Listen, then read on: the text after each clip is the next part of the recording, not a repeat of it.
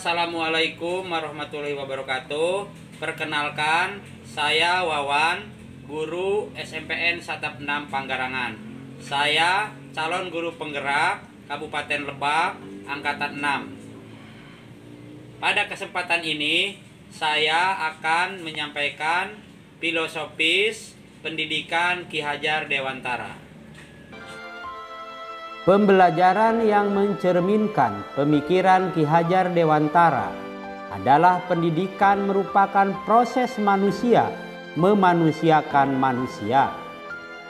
Ki Hajar Dewantara atau KHD membedakan kata pendidikan dan pengajaran dalam memahami arti dan tujuan pendidikan. Menurut KHD, pengajaran atau under which adalah bagian dari pendidikan. Pengajaran merupakan proses pendidikan dalam memberi ilmu atau berfaedah untuk kecakapan hidup anak secara lahir dan batin. Sedangkan pendidikan atau overpending memberi tuntutan terhadap segala kekuatan, kodrat yang dimiliki anak agar ia mampu mencapai keselamatan dan kebahagiaan yang setinggi-tingginya, baik sebagai seorang manusia maupun sebagai anggota masyarakat. Jadi, menurut KHD, pendidikan dan pengajaran merupakan usaha persiapan dan persediaan untuk segala kepentingan hidup manusia, baik dalam hidup bermasyarakat maupun hidup berbudaya dalam arti yang seluas-luasnya. Pendidikan adalah tempat persemaian benih-benih kebudayaan dalam masyarakat. KHD memiliki keyakinan bahwa untuk menciptakan manusia Indonesia yang beradab, maka pendidikan menjadi salah satu kunci utama untuk mencapainya. Pendidikan dapat menjadi ruang berlatih dan bertumbuhnya nilai-nilai kemanusiaan yang dapat diteruskan atau diwariskan. Maksud pengajaran dan pendidikan yang berguna untuk peri kehidupan bersama ialah memerdekakan manusia sebagai bagian dari persatuan rakyat. Manusia merdeka adalah manusia yang hidupnya lahir atau batin tidak tergantung pada orang lain, akan tetapi bersandar atas kekuatan sendiri. Pendidikan menciptakan ruang bagi murid untuk bertumbuh secara utuh agar mampu memuliakan dirinya dan orang lain, merdeka batin dan menjadi mandiri, merdeka lahir. Kekuatan diri, kodrat yang dimiliki menuntun murid menjadi cakap mengatur hidupnya dengan tanpa terperintah oleh orang lain. KHD menjelaskan bahwa tujuan pendidikan yaitu menuntun segala kodrat yang ada pada anak-anak agar mereka dapat mencapai keselamatan dan kebahagiaan yang setinggi-tingginya, baik sebagai manusia maupun sebagai anggota masyarakat.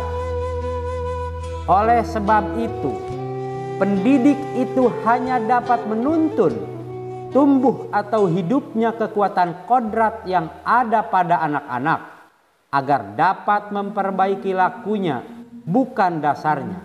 Hidup dan tumbuhnya kekuatan kodrat anak dalam menuntun laku dan pertumbuhan kodrat anak. KHD mengibaratkan peran pendidik seperti seorang petani atau tukang kebun. Anak-anak itu seperti biji tumbuhan yang disemai dan ditanam oleh Pak Tani atau Pak Tukang Kebun di lahan yang telah disediakan. Anak-anak itu bagaikan bulir-bulir jagung yang ditanam. Bila biji jagung ditempatkan di tanah yang subur dengan mendapatkan sinar matahari dan pengairan yang baik, maka meskipun biji jagung adalah bibit jagung yang kurang baik, kurang berkualitas dapat tumbuh dengan baik karena perhatian dan perawatan dari Pak Tani.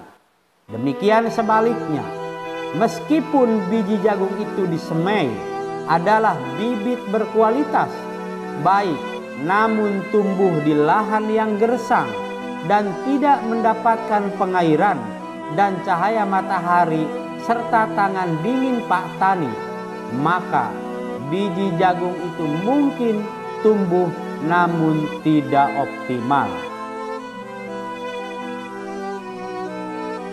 Dalam proses menuntun, anak diberi kebebasan, namun pendidik sebagai pamong dalam memberi tuntunan dan arahan agar anak tidak kehilangan arah dan membahayakan dirinya.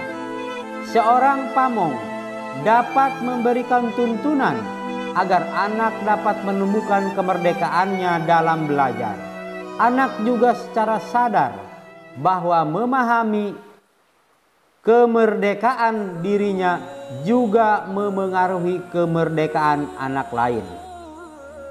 Oleh sebab itu, tuntutan seorang guru mampu mengelola dirinya untuk hidup bersama dengan orang lain, menjadi manusia dan anggota masyarakat. KHD juga mengingatkan para pendidik untuk tetap terbuka namun tetap waspada terhadap perubahan-perubahan yang terjadi. Waspadalah, carilah barang-barang yang bermanfaat untuk kita, yang dapat menambah kekayaan kita dalam hal kultur, lahir atau batin. Jangan hanya meniru, hendaknya barang-barang tersebut dilaraskan lebih dahulu. KHD menggunakan barang-barang sebagai simbol dari tersedianya hal-hal yang dapat kita tiru, namun selalu menjadi pertimbangan bahwa Indonesia juga memiliki potensi kultural yang dapat dijadikan sebagai sumber belajar. Kekuatan sosial kultural menjadi proses menebalkan kekuatan kodrat anak yang masih samar-samar. Pendidikan bertujuan untuk menuntun, memfasilitasi atau membantu anak untuk menebalkan garis samar-samar agar dapat memperbaiki lakunya untuk menjadi manusia seutuhnya. Jadi anak bukan kertas kosong yang bisa digambar sesuai keinginan orang dewasa. Untuk menuntun, memfasilitasi atau membantu anak untuk menebalkan garis samar-samar agar dapat memperbaiki lakunya untuk menjadi manusia seutuhnya. Jadi anak bukan kertas kosong yang bisa digambar sesuai keinginan orang dewasa.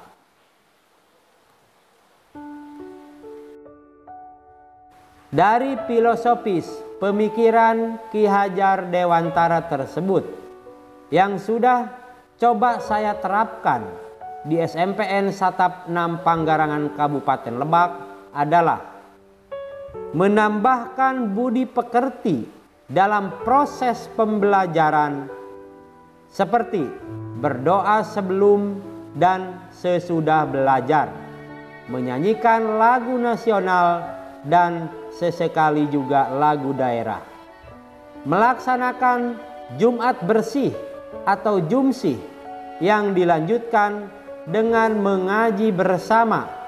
Anak diberikan kesempatan untuk memandu acara, menjadi penceramah walau hanya beberapa menit, dan membaca doa tampil di hadapan teman-temannya dan bergantian setiap hari Jumatnya.